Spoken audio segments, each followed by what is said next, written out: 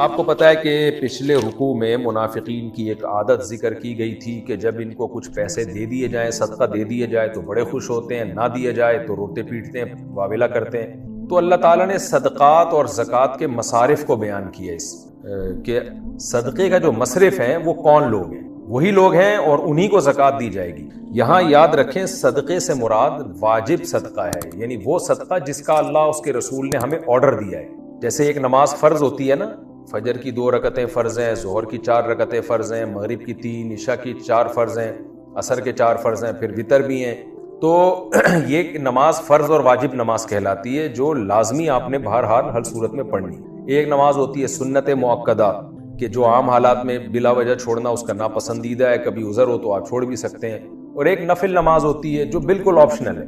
تو اسی طرح ہر عبادت میں اسی طرح ہمیں ملتا ہے، یہ کچھ چیزیں فرض ہوتی ہیں، کچھ سنت مؤکدہ کے درجے میں ہوتی ہیں، کچھ بالکل ہی آپشنل ہوتی ہیں۔ تو جو اللہ تعالیٰ نے ہمیں صدقات و خیرات کا حکم دیا اس میں بھی یہی ہے۔ کچھ چیزیں تو ایسی ہیں جو اسلام کا رکن ہے، ان کو چھوڑ دینا تو ایسے جیسے اسلام کو چھوڑ دیا آپ نے، وہ ہے زکوٰۃ جو سال میں 1 دفعہ دینی پڑتی ہے۔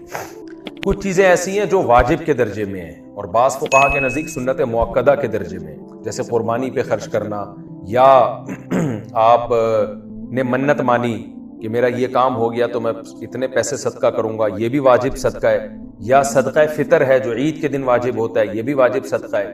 تو یا آپ نے قسم کھائی تھی اور توڑ دی تو اب جو آپ غریبوں کو کھانا کھلاؤ گے یہ بھی واجب صدقہ کہلائے گا۔ یعنی ہر وہ صدقہ جو آپ پر لازم ہے وہ صدقہ صدقہ واجبہ کہلاتا ہے۔ تو اس آیت میں جو مصرف بیان کیا گیا ہے کہ انہی کو دیے جائیں گے صدقات، تو یاد رکھیں یہاں الصدقات سے مراد وہ صدقات ہیں جو واجب ہیں۔ الف لام کا لفظ ہمیں بتا رہا ہے الصدقات۔ الف لام جو ہے نا، کسی چیز کو جب کوئی اسپیسیفک کر دیا جائے، کوئی خاص کر دیا جائے تو اس کے لیے الف لام کا لفظ عربی میں استعمال ہوتا ہے۔ جیسے الکتاب کا معنی مخصوص کتاب، اور کتاب کا معنی کوئی بھی کتاب۔ میں نے اس کی جب پریکٹس کروا رہا تھا شروع کے 8 لیکچروں میں گرامر کی، تو میں نے اس کی مثالیں دی تھیں۔ جب آپ عربی میں کہتے ہیں جاءنی رجل، الف لام کے بغیر آپ استعمال کریں جاءنی رجل، اس کا مطلب ہوتا ہے میرے پاس کوئی آدمی آیا، کوئی بھی ایک آدمی آیا، کوئی بھی ہو سکتا ہے۔ لیکن جب آپ الف لام لگاتے ہیں تو اس کا مطلب جاءنی الرجل، مخصوص آدمی ہے۔ یہی وجہ ہے کہ جب آپ پہلی دفعہ لفظ استعمال کریں گے نا تو جاءنی رجل، میرے پاس ایک آدمی آیا، پھر آپ کہیں گے رأیت الرجل، میں نے اس آدمی کو دیکھا، کیونکہ ایک دفعہ جب آدمی آ گیا تو مخصوص ہو گیا نا، تو اب جب دوبارہ اس کا تذکرہ ہوگا تو الف لام ڈل جائے گا، الرجل، اسی بندے کی بات کر رہا ہوں جو ابھی میرے گھر پہ آیا تھا، تو اب الرجل کا لفظ استعمال ہوگا اس کے بعد۔ تو الصدقات کا مطلب مخصوص قسم کے صدقات، یعنی وہ صدقات جو اسلام نے ہم پہ لازم کی۔ تو خلاصہ کیا نکلا؟ صدقات کی 2 قسمیں ہوتی ہیں، ایک صدقات واجبہ اور ایک نافلہ۔ صدقات واجبہ کون سے ہیں؟ جو منت مان کے آپ اپنے اوپر لازم کر لیں، یا جو زکوٰۃ ہے، یا قسم توڑی آپ نے اس کے کفارے کے طور پہ آپ صدقہ کر رہے ہیں، یا صدقہ فطر جو عید کے دن فطرانہ لازم ہوتا ہے، تو یہ صدقات ہیں واجبہ۔ اور ایک صدقہ ہوتا ہے نافلہ۔ نفل کا مطلب آپ اپنی مرضی سے اللہ کی رضا کے لیے غریبوں پہ خرچ کر رہے ہیں، تو یہ نافلہ صدقے ہیں۔ تو نفلی صدقہ جس کو ہمارے ہاں خیرات بھی کہا جاتا ہے، تو اس میں کوئی مصرف نہیں ہے، جس کو چاہیں دیں آپ، بلکہ یہ مالدار کو دینا بھی جائز ہے۔ بعض دفعہ انسان مالدار پہ بھی صدقہ کر رہا ہوتا ہے کہ چلو یار تھوڑا اور اچھا ہو جائے گا یہ، جیسے آپ اپنے رشتہ داروں میں کوئی آپ کے قریبی ریلیٹیو ہیں، مالدار ہے، لیکن آپ اس کو صدقہ دے دیتے ہیں کہ اور اچھا کھا لے گا، یہ اچھا کھا رہا ہے لیکن اور زیادہ اچھا ہو جائے گا۔ تو یہ جو نفلی صدقہ ہے اس کے لیے شریعت میں کوئی شرط نہیں ہے، امیر اور غریب کی کوئی شرط نہیں ہے، کسی کو بھی دیا جا سکتا ہے۔ لیکن جو زکوٰۃ صدقہ واجبہ ہے اس کے لیے مصارف اللہ نے قرآن میں یہاں بیان کیے ہیں، تو آج میں انشاءاللہ اس کی ڈیٹیل بھی بتاؤں گا۔ اللہ نے فرمایا صدقات فقیروں کا حق ہیں اور مسکینوں کا حق ہیں۔ فقیر اور مسکین میں کیا فرق ہے؟ دیکھیں نارملی جب قرآن میں یہ لفظ الگ الگ استعمال ہو تو فقیر سے مراد مسکین، مسکین سے مراد فقیر، کوئی فرق نہیں ہے۔ لیکن جب دونوں اکٹھے استعمال ہوتے ہیں تو پھر دونوں کا الگ الگ مفہوم بیان کرنا ضروری ہے۔ جیسے کہ قرآن نے جہاں مومن کہا تو مومن سے مراد مسلم ہے، مسلم کہا تو مسلم سے مراد مومن ہے۔ لیکن جب یہ دونوں لفظ اکٹھے استعمال ہوں گے تو پھر مسلم کا الگ ترجمہ کیا جائے گا، مومن کا الگ۔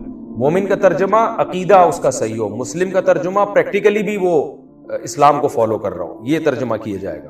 تو یہاں بھی ایسا ہی ہے کہ چونکہ دونوں ایک ہی آیت میں استعمال ہوئے ہیں تو فقیر کا ترجمہ الگ ہوگا، مسکین کا الگ ہوگا۔ تو فقیر اور مسکین میں کیا فرق ہے؟ 2 مشہور قول ہیں اس کے بارے میں انہی کو بیان کروں گا جو راجح قول ہیں۔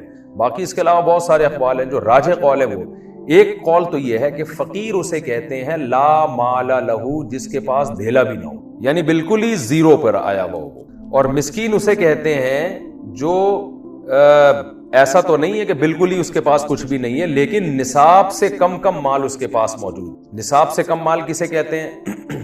سونا، چاندی، نقدی، مال تجارت اور ضرورت سے زائد سامان.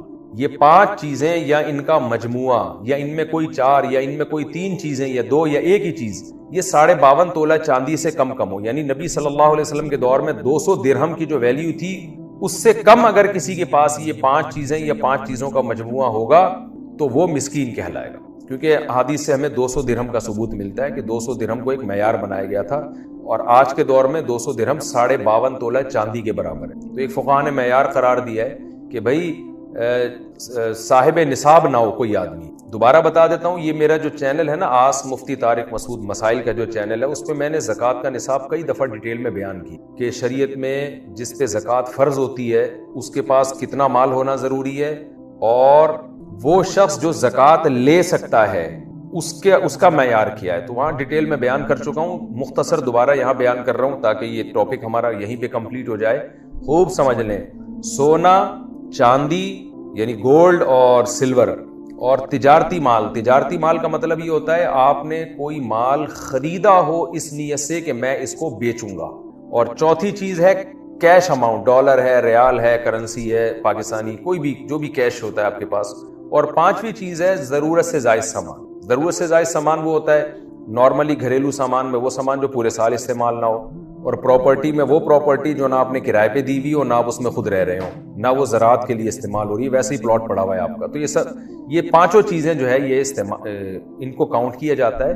تو یہ 5 چیزیں جس شخص کے پاس 52.5 تولہ چاندی کے سے کم کم ہوں گی وہ غریب کہلائے گا شریعت کی نظر میں. اس کو زکوٰۃ دی جا سکتی. اگر 5 چیزیں نہیں 4 چیزیں ہیں، 3 چیزیں ہیں، 2 چیزیں، 1 چیز ہے تو بھی ہے. یہ مثال کے طور پر ایک آدمی کے پاس کیش اماؤنٹ ہی 1 لاکھ روپے ہے آج کی تاریخ میں، یعنی جولائی 2022. تو کیش اماؤنٹ کسی کے پاس اتنا پڑا ہوا ہے تو 52.5 تولہ چاندی کی قیمت سے زیادہ ہے وہ 1 لاکھ روپے، تو پھر وہ زکوٰۃ نہیں لے سکتا. یا کیش اماؤنٹ تو تھوڑا ہے لیکن اس کے ساتھ سلور ملا دیا، سونا ملا دیا تو اتنا بن جاتی ہے اس کی مارکیٹ ویلیو. خلاصہ بار بار میں جو بیان کر رہا ہوں، 5 چیزیں یا 4 چیزیں یا 3 چیزیں یا 2 یا ایک ہی چیز اگر 52.5 تولہ چاندی کے برابر ہوگی تو وہ زکوٰۃ کا مستحق نہیں ہے، وہ مسکین کہلائے گا شریعت کی نظر میں، اور اس کے لیے زکوٰۃ لینا جائز نہیں ہے. اس سے کم کم کی مالیت ہے تو زکوٰۃ لینا جائز. ہاں اگر کسی کے پاس 52.5 تولہ چاندی کے برابر یہ چیزیں ہیں لیکن قرضہ اس سے بھی زیادہ ہے تو بھی وہ زکوٰۃ لے سکتا ہے، جیسے کہ آگے قرآن نے قرض داروں کا الگ سے تذکرہ کیا. مثال کے طور پر کسی کے پاس 1 لاکھ روپے پڑے ہوئے ہیں 52.5 تولہ چاندی کی قیمت کے برابر، یہ چاندی پڑی ہوئی ہے 52.5 تولہ، لیکن قرضہ جو اس کے اوپر بنتا ہے وہ 2 لاکھ کا بن رہا ہے تو وہ زکوٰۃ لے سکتا ہے. تو یہ خوب اچھی طرح سمجھ لیں کہ تو مسکین کی ڈیفینیشن کیا ہوئی کہ مال تو ہو لیکن نصاب سے کم کم، اور فقیر کی ڈیفینیشن کیا ہوئی سرے سے مال ہی نہیں ہے. تو اللہ نے دونوں کا تذکرہ کیا کہ دونوں زکوٰۃ کے مستحقین ہیں. سوال پیدا ہوتا ہے کہ اللہ صرف مسکین کا ہی تذکرہ کر دیتے، فقیر کا نہ کرتے، کیونکہ جب مسکین کو دینا جائز ہوتی تو فقیر کو دینا تو بطریق اولا جائز ہوتی. تو قرآن نے فقیر کا تذکرہ الگ سے اس لیے کیا ہے موٹیویشن کے لیے کہ معاشرے میں آپ کو بہت سے ایسے لوگ بھی نظر آئیں گے جن کے پاس دھیلا بھی نہیں ہوگا، تو ان کو الگ سے ہائی لائٹ کیا جا رہا ہے ان کی ویلیو کو بیان کرنے کے لیے کہ یہ بھی زکوٰۃ کے مستحق ہیں. اور صرف یہ نہیں، اگر یہ نہیں ملتے تو مسکین کو بھی تم دے سکتے ہو. تو یہ حکمت ہے اس میں، دونوں فریق کو اللہ نے الگ الگ ذکر کر دیا تاکہ ہمیں یہ نہ لگے کہ بھئی فقیر ہی کو دینا ضروری ہے. تو اللہ نے بتا دیا کہ بہتر ہے کہ فقیر کو دو، فقیر نہیں ملتا تو مسکین کو بھی دے سکتے. تو یہ ایک ڈیفینیشن مسکین کی کیا ہوئی، جس کے پاس نصاب سے کم. اور بہت سے فقہا کہتے ہیں کہ فقیر اور مسکین میں ایک فرق یہ بھی ہے کہ فقیر جو دیکھنے سے ہی لگتا ہو، کہ دیکھنے سے نہ پتہ چلتا ہو، یعنی جس کے پاس مال نہ ہو، یہ ہے ڈیفینیشن، خواہ دیکھنے سے لگے یا نہ لگے. لیکن مسکین اس کو کہتے ہیں جو غریب ہو اور حلیے سے بھی غریب لگتا ہو، یعنی مسکنت اس پہ جھلک رہی ہو، کیونکہ مسکنت عربی میں ذلت کو بھی کہتے ہیں. تو مسکین کا مطلب کیا ہوا، جس کے یعنی ذلت سے مراد یہ ہے کہ چہرہ اور لباس سے لگ رہا ہو کہ یہ بیچارہ معاشرے کا ایک پست آدمی ہے، اس کے پاس مال نہیں. تو پھر یہ ایک اعتباری فرق ہو جائے گا، لفظی اختلاف ہو جائے گا.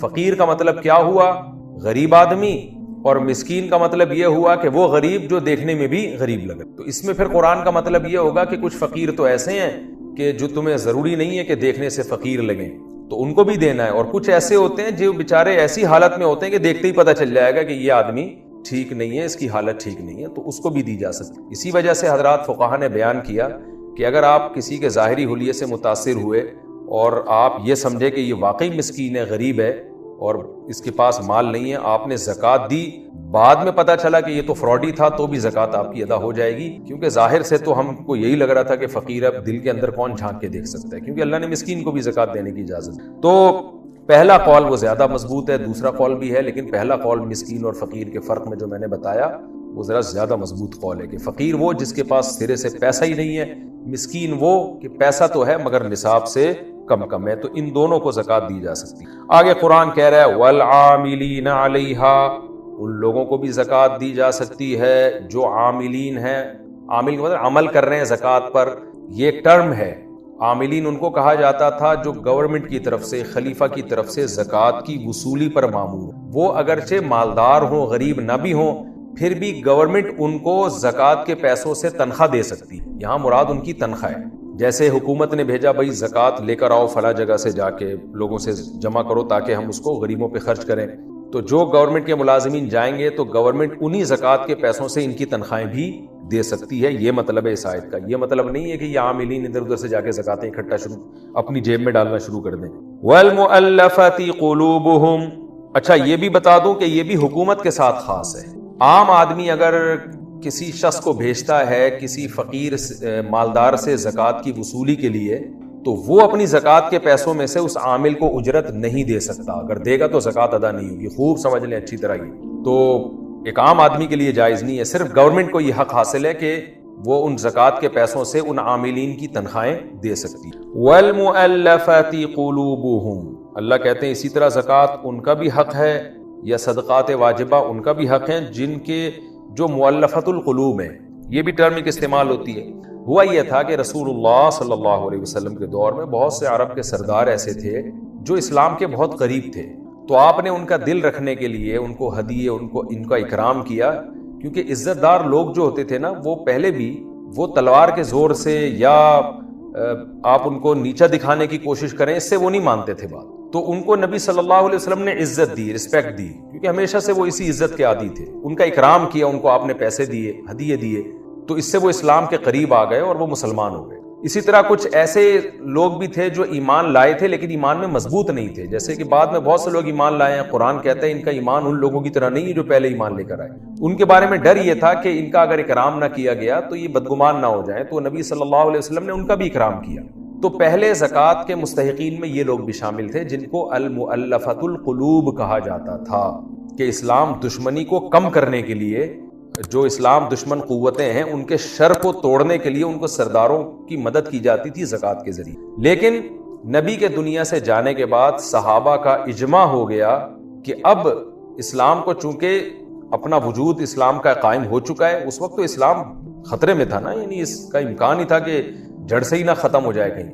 لیکن اب ایسا امکان چونکہ ختم ہو گیا ہے تو صحابہ ہی کا اجماع ہو چکا تھا اس کے اوپر کہ اب المؤلفۃ القلوب کو حصہ نہیں دیا جائے. اب یہ والا جو حصہ ہے یہ ہمیشہ کے لیے ساقط ہو گیا، قیامت تک کے لیے. تو صحابہ کا اس پر اجماع ہو گیا تھا، اور اجماع بھی دلیل قطعی ہوتی ہے. اس کے بعد بھی آج تک امت کا اس پر اجماع ہی رہا ہے کہ اب کسی غیر مسلم کو اسلام کے قریب لانے کے لیے زکوٰۃ قطعاً نہیں دی جا سکتی. یہ ناممکن ہے. اگر کوئی اس آیت کا سہارا لے گا تو وہ غلط ہے، کیونکہ اجماع امت کے خلاف ہے. قرآن ہی نے کہا ہے کہ جو عامت المسلمین کے راستے کو چھوڑتا ہے تو قرآن ہی کی آیت ہے کہ ہم اس کو جہنم کی طرف لے کے جائیں گے. قرآن ہی نے اجماع کو حجت قرار دیا ہے. تو جب ایک مسئلے پر اجماع ہو گیا تو اب یہ مصرف ختم ہو گیا. تمام فقہا کا، تمام مفسرین کا یہی قول اس بارے میں کہ المؤلفۃ القلوب والا جو حصہ تھا وہ ہمیشہ کے لیے ساقط ہو چکا ہے.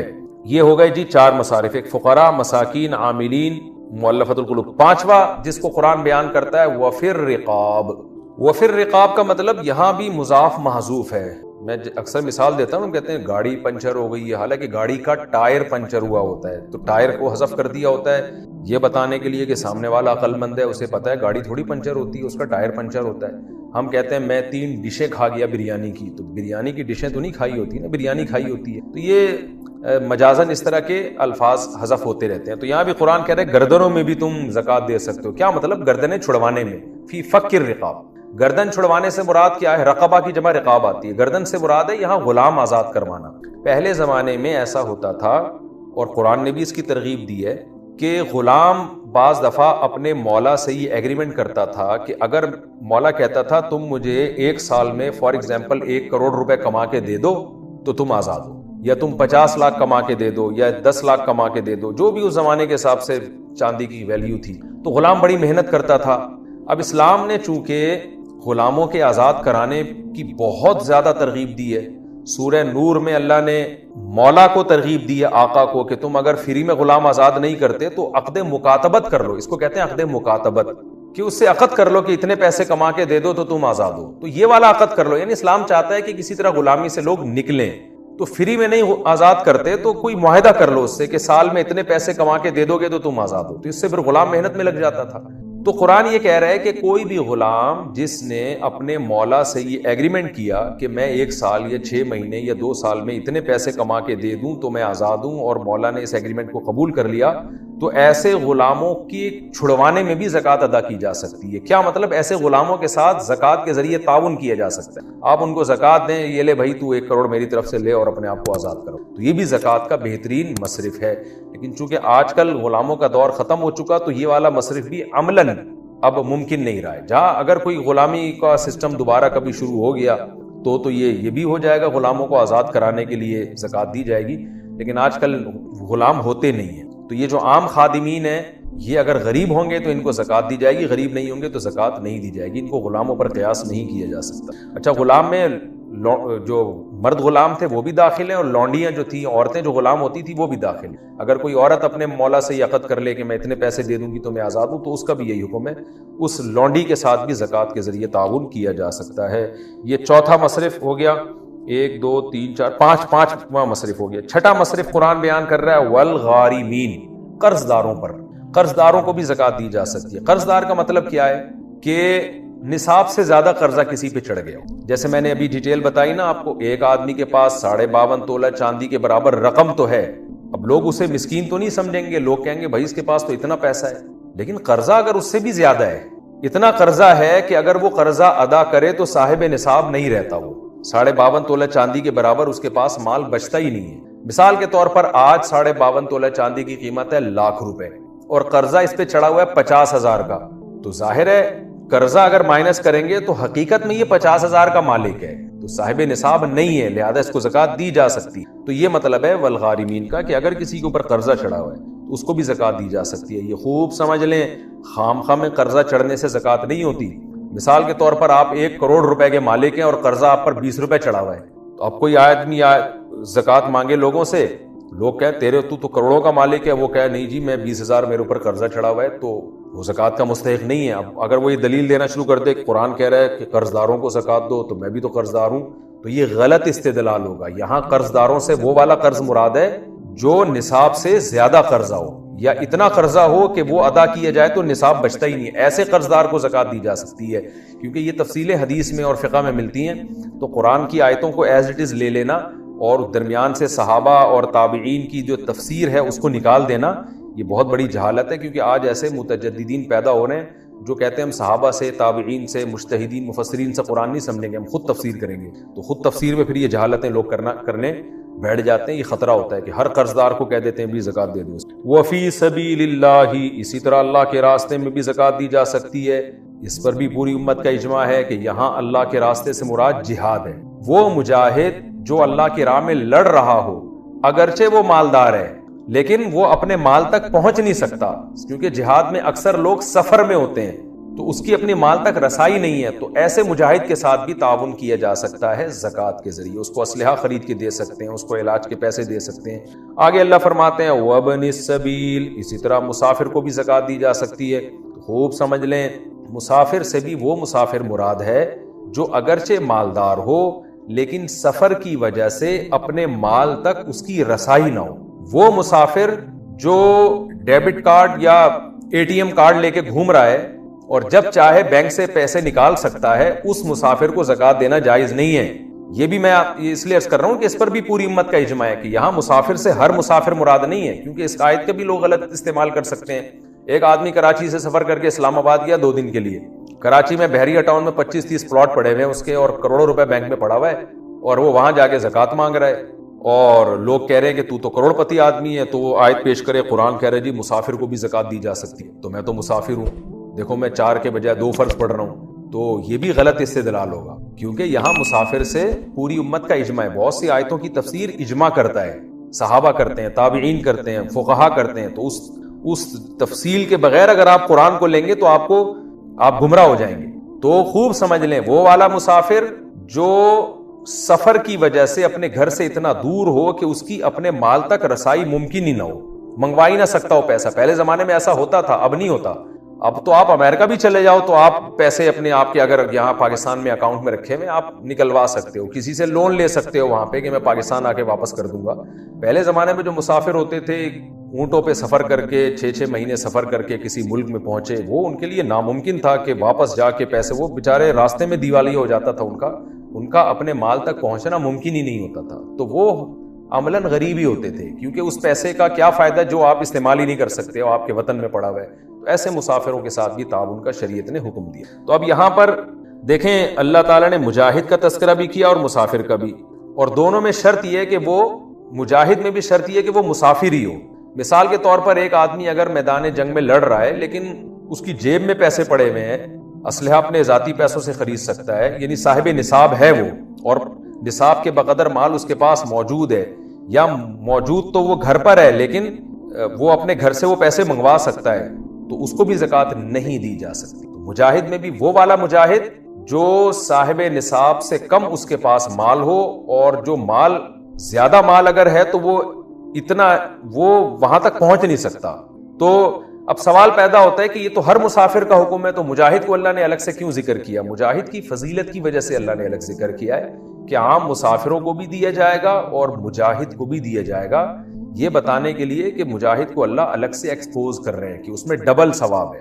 ڈبل ثواب اس لیے کہ ایک تو غریب ہونے کی وجہ سے دے رہے ہیں، نمبر 2 مسافر ہونے کی وجہ سے، نمبر 3 مجاہد ہونے کی وجہ سے، تو اس کی فضیلت زیادہ تھی، اس لیے ہے وہ بھی مسافر، لیکن اس مسافر کو عام مسافروں سے الگ کر کے بیان کیا جا رہا ہے، یعنی جو مجاہد جب سفر میں ہوگا تو اس مجاہد مسافر کو عام مسافروں سے الگ کر کے بیان کیا جا رہا ہے، اور اس کو عام مسافروں سے پہلے بیان کیا جا رہا ہے، یہ بتانے کے لیے کہ اگر کوئی شخص اللہ کے راستے میں لڑنے کے لیے گیا ہوا ہے اور اس لیے سفر میں ہے، اور ایک آدمی کسی اور وجہ سے سفر میں ہے، تو دونوں مسافر برابر نہیں ہے، اس میں مجاہد کو ترجیح دی جائے گی عام مسافروں، یہ بتانے کے لیے۔ باقی کسی کو بھی دیں زکوٰۃ تو ادا ہو جائے گی۔ یہ 8 اللہ نے مصارف بیان کیے، اس میں بڑی ڈیٹیل ہے، اس میں فقہا کا کچھ اختلاف بھی ہے، میں وہ پورا آپ کے سامنے بیان کرتا ہوں۔ اس میں 2 مشہور اختلاف حضرات فقہا کے ہیں۔ ایک تو یہ اختلاف ہے امام شافعی رحمہ اللہ تعالی اور امام ابو حنیفہ کا اختلاف یہ ہے کہ یہ جو 8 مصارف اللہ نے بیان کیے ہیں، اب ان کو 7 کر لیتے ہیں، اس لیے کہ یہ جو مؤلفۃ القلوب ہے نا، اس پر تو اجماع ہے کہ اب یہ زکوٰۃ کا مصرف نہیں ہے، ان کو زکوٰۃ دینے سے ادا نہیں ہوگی، تو اب 7 رہ گئے: فقیر، مسکین، عامل، غلام کو آزاد کرنا، قرض دار، مسافر اور مجاہد۔ یہ 7 افراد ہو گئے جو زکوٰۃ کے مستحقین ہیں۔ تو پہلا اختلاف امام شافعی اور امام ابو حنیفہ رحمہ اللہ تعالیٰ کا ہے۔ وہ اختلاف یہ ہے کہ امام شافعی رحمہ اللہ تعالیٰ کے نزدیک 7 مصارف ہیں، ان 7 کے 7 کو زکوٰۃ دی جائے گی، 6 کو، 5 کو، 4 کو، 3 کو نہیں دی جا سکتی، ان سب کو زکوٰۃ دینا واجب ہے، اور ان سب کو بھی ایسے دی جائے گی کہ ہر صنف میں سے، ہر قسم میں سے کم 3 افراد لازمی ہوں گے۔ وجہ کیا ہے ان کی؟ انہوں نے کہا کہ دیکھو قرآن کیا کہہ رہا ہے کہ زکوٰۃ کن لوگوں کا حق ہے؟ فقیروں کا بھی، مسکینوں کا بھی، عاملین کا بھی، غلاموں کا بھی، اور مسافروں کا بھی، مجاہدین کا بھی۔ تو جب ان کا حق ہے تو اگر ان میں سے کسی ایک کو بھی آپ نے محروم کر دیا تو اس کے حق سے آپ نے ان کو محروم کر دیا۔ اس کی مثال ایسے جیسے میں کہتا ہوں کہ بھائی یہ جو میں نے کھانا پکایا ہے یہ ان سب کا حق ہے، تو اس کا مطلب سب میں تقسیم کیا جائے گا نا وہ۔ تو کہتے ہیں قرآن جب کہہ رہے ہیں یہ سب کا حق ہے تو اس کا مطلب زکوٰۃ سب کو دی جائے گی۔ اور پھر دوسری بات امام شافعی کہتے ہیں کہ جمع کے صیغے آئے ہیں، فقیروں کا حق ہے، مسکینوں کا حق ہے، عاملوں کا حق ہے، غلاموں کا حق ہے، مجاہدین کا حق ہے، مسافروں کا حق ہے، یعنی فی ابن سبیل سے مراد بھی مسافرین ہیں۔ تو ان میں سے اتنے افراد کو دی جائے گی کہ جمع کا لفظ ان پہ صادق ہے. ایک فقیر کو دینے سے نہیں ادا ہوگی, کم سے کم 3 فقیروں کو دینی پڑے گی, تاکہ 3 کا لفظ عربی میں جمع کے لیے آتا ہے. اور مسکین ایک کو نہیں, کم سے کم 3 مسکینوں کو دینی پڑے گی. اسی طرح غلاموں میں 3 غلاموں کو. تو یہ امام شافعی رحمہ اللہ تعالیٰ کی رائے ہے. امام ابو حنیفہ رحمہ اللہ تعالیٰ کی رائے یہ ہے کہ قرآن نے یہاں پر یہ نہیں بیان کیا کہ ان سب کا حق ہے لہذا سب کو دینی ہے, بلکہ قرآن کا مقصد یہ ہے کہ یہ لوگ زکوٰۃ کے مستحق ہیں. اگر زکوٰۃ دینی ہے تو ان میں سے کسی کو دی جائے گی تو ادا ہوگی, ان کے علاوہ لوگ مستحق نہیں ہیں, یہ لوگ مستحق ہیں. تو لہذا امام ابو حنیفہ رحمہ اللہ تعالیٰ کے نزدیک سب میں زکوٰۃ کا بانٹنا ضروری نہیں ہے. ان میں سے کسی ایک قسم کو بھی زکوٰۃ دے دی تو زکوٰۃ ادا ہو جائے گی. کسی نے فقیروں کو دے دی, مسکینوں کو دے دی, ٹھیک ہے, غلام کو آزاد کرانے میں دے دی تو بھی ٹھیک ہے. تو وہ کہتے ہیں کہ ان کا مقصد یہ نہیں ہے قرآن کا کہ ان سب کا حق ہے, بلکہ قرآن کا مقصد یہ کہ یہ سب مستحقین میں شامل ہیں, لہذا ان میں سے کسی کو بھی دے دو کہ زکوٰۃ ادا ہو جائے گی. میں دلائل کی دنیا میں نہیں جاتا, دونوں کے اپنے اپنے دلائل ہیں اور فقہ کی کتابیں اس سے بھری ہوئی ہیں, کیونکہ یہ بڑا اختلاف ہے, مشہور اختلاف ہے. اس لیے میں جو لسنر ہیں اس تفسیر کے سننے والے, صرف میں یہ چاہتا تھا ان کے سامنے یہ اختلاف آ جائے. اسی وجہ سے شافعی مسلک میں جو ہے وہ کم سے کم 3 افراد میں بانٹی جاتی ہے زکوٰۃ, اور ان میں سے اب ظاہر غلام تو رہے نہیں تو ان کو تو اب دینے کا کوئی, وہ تو خود بخود مستثنی ہو گئے, باقیوں میں سے ہر ایک کو دی جاتی ہے. اب ان میں سے دلائل کی دنیا میں کس کا مذہب راجح ہے کس کا راجح نہیں ہے یہ ایک الگ بحث ہے, لیکن اتنی بات ضرور ہے کہ اس زمانے میں امام شافعی کے فقہ پر عمل کرنا بہت مشکل ہے. وجہ اس کی یہ کہ زکوٰۃ دینے میں فقیر کو الگ تلاش کرنا, مسکین کو الگ تلاش کرنا, مسافر کو الگ تلاش کرنا, یہ بہت مشکل کام ہے. تو اس میں امام حنیفہ کا جو مذہب, جو ان کی رائے ہے, وہ عملاً آسان ہے. اس لیے عام طور پر جہاں تک مجھے معلومات ہیں, بہت سارے جو شافعی مسلک کو فالو کرنے والے فقہاء ہیں اس دور میں, انہوں نے بھی اس میں امام حنیفہ ہی کے قول کو لیا اور عملاً اسی پر عمل یعنی کرنے کی وہ گنجائش دیتے ہیں, کیونکہ یہ مشکل بہت ہے. وہ کہتے ہیں بھئی یہ قرآن کہہ رہا ہے کہ مستحقین ہیں یہ سارے کے سارے. تو ایک اختلاف تو یہ تھا امام شافعی اور امام حنیفہ کا, یعنی امام حنیفہ کے نزدیک ان میں سے کسی کو بھی دے دو زکوٰۃ ادا ہو جائے گی, اور 3 افراد کو بانٹنا بھی ضروری نہیں ہے. وہ کہتے ہیں جو قرآن کہہ رہا ہے نا فقیروں کا حق ہے, تو مطلب یہ ہے کہ وہ سب مستحقین ہیں, چاہے ایک کو دو یا سب میں بانٹ کے دو برابر ہے. تو یہ مطلب نہیں ہے کہ 3 فقیر کو لازمی تمہیں دینا پڑے گا. دوسرا بڑا اختلاف وہ یہ ہے کہ بعض فقہا کے نزدیک آپ زکوٰۃ فقیروں کو یا مسکینوں کو جب دیں گے تو مالک بنانا ضروری نہیں ہے, بلکہ ان کو آپ نے ان کے لیے ایک چیز مباح کر دی تو بھی زکوٰۃ ادا ہو جائے گی. مثال کے طور پر میں نے زکوٰۃ کے پیسوں سے کھانا خریدا اور میں نے غریبوں کو اپنے دسترخوان پہ لا کے کھلا دیا, تو بعض فقہا یہ کہتے ہیں, غالباً امام شافعی رحمہ اللہ کی بھی یہ رائے ہے, وہ کہتے ہیں اس سے زکوٰۃ ادا ہو جائے گی, مالک بنانا ضروری نہیں ہے. تو اباحت کہتے ہیں اس کو, کہ آپ نے ان کو مالک نہیں بنایا, ملکیت آپ کی ہے, لیکن آپ اپنی ملکیت سے ان کو اجازت دے رہے ہیں, پرمیشن دے رہے ہیں کہ آپ بھی کھا سکتے ہو. جیسے آپ کی بائک ہے, آپ کہتے ہو بھائی استعمال کر لو, سفر کر لو. آپ کا کھانا ہے, آپ کہتے ہیں میری ملکیت میں لیکن کھا تم لو. لیکن امام ابو حنیفہ رحمہ اللہ تعالیٰ کے نزدیک زکوٰۃ میں مالک بنانا ضرور. وہ کہتے ہیں جو قرآن کہہ رہے ہیں انما الصدقات للفقراء, فقیروں کے لیے, تو لام میں اصل یہ کہ تملیک کے لیے آتا ہے, مالک بنانے کے لیے. جیسے ہم کہتے ہیں الحمدللہ رب العالمین, یا وللہ ما فی السماوات و ما فی الارض, جو کچھ آسمانوں میں اور زمین میں ہے للہ, اللہ کے لیے, یعنی اللہ اس کا مالک ہے. تو اس لیے امام صاحب کہتے ہیں لام جو ہے نا عربی میں للہ یا لزید, المال لزید, مال زید کے لیے, تو مطلب زید اس کا مالک ہے. اگرچہ لام دوسرے معنی میں بھی استعمال ہوتا ہے, لیکن اس کی اصل وجہ یہ ہے کہ یہ ملکیت کو ثابت کرنے کے لیے آتا ہے, ملکیت کو بیان کرنے کے لیے. اس لیے امام حنیفہ کہتے ہیں کہ انما الصدقات للفقراء, یعنی فقراء اس کے مالک ہیں, تو جب تک آپ ہینڈ اوور کر کے ان کو پراپر مالک نہیں بنائیں گے زکوٰۃ ادا نہیں ہوگی.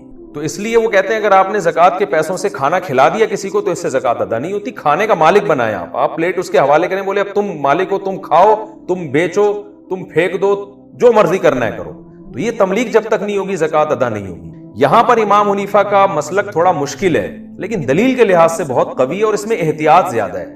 احتیاط اس لیے ہے کہ اس میں فقیر کا فائدہ زیادہ ہے, کہ جب آپ اس کو مالک بنائیں گے تو کلی اختیارات حاصل ہو جائیں گے اس کو. اگر آپ اس کو مالک نہیں بناتے تو وہ آپ کے آرڈر کا پابند رہے گا, کہ یعنی آپ جیسے, کیونکہ ملکیت تو آپ کی ہے نا, تو اس لیے اس میں امام حنیفہ کا موقف جو ہے نا زکوٰۃ کے معاملے میں فقیر کا فائدہ اس میں بہرحال زیادہ ہے اور احتیاط بھی ہے. فرض کر لیں ہم لام یہاں پر ملکیت کے معنی میں نہیں ہے بلکہ فائدہ پہنچانے کے معنی میں ہے کہ زکوٰۃ سے صدقہ. یکم ذی الحجہ کے بعد ناخن اور بال کاٹنا. ذی الحجہ کے پہلے 10 دنوں میں بال اور ناخن نہ کاٹنے کی شرعی حیثیت کیا ہے؟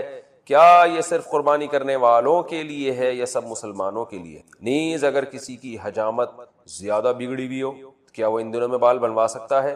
ذی الحجہ کا چاند نظر آ جائے تو حدیث میں آتا ہے کہ وہ شخص جس نے قربانی کرنی ہے، قربانی کا ارادہ ہے جس کا، ہر آدمی کے لیے نہیں ہے، جس نے قربانی کرنی ہے، جس کا ارادہ ہے، ظاہر ہے مالدار کا ارادہ ہوتا ہے، اور اگر غریب کا ارادہ بن گیا ہے، واجب تو نہیں ہے غریب پر لیکن وہ ارادہ کر لیتا ہے، تو اس کے لیے بھی مستحب حکم یہ ہے کہ وہ ناخن اور بال نہ کاٹے، یعنی چاند نظر آنے سے پہلے کاٹ لے اور پھر ان 10 دنوں میں نہ کاٹے، اور وہ جب کاٹے جب جانور کے گلے پہ چھری چل جائے. یہ افضل عمل ہے، بہتر عمل ہے، لازم نہیں ہے. اور یہ افضل بھی اس صورت میں ہے کہ بعض دفعہ یہ ہوتا ہے کہ 40 دن ہونے والے اور ناخن بال آپ نے کہیں کاٹے نہیں ہیں، تو پھر 40 دن کی مدت سے زیادہ تو پھر یہ ناجائز ہو جائے گا، تو پھر ایسی صورت میں بہرحال آپ کو کاٹنے پڑیں گے. یعنی بہت زیادہ اگر ناخن بال بڑھ گئے ہیں اور 40 دن کی مدت پوری ہونے والی ہے تو پھر آپ کے لیے کاٹنا ان بالوں کو واجب ہے.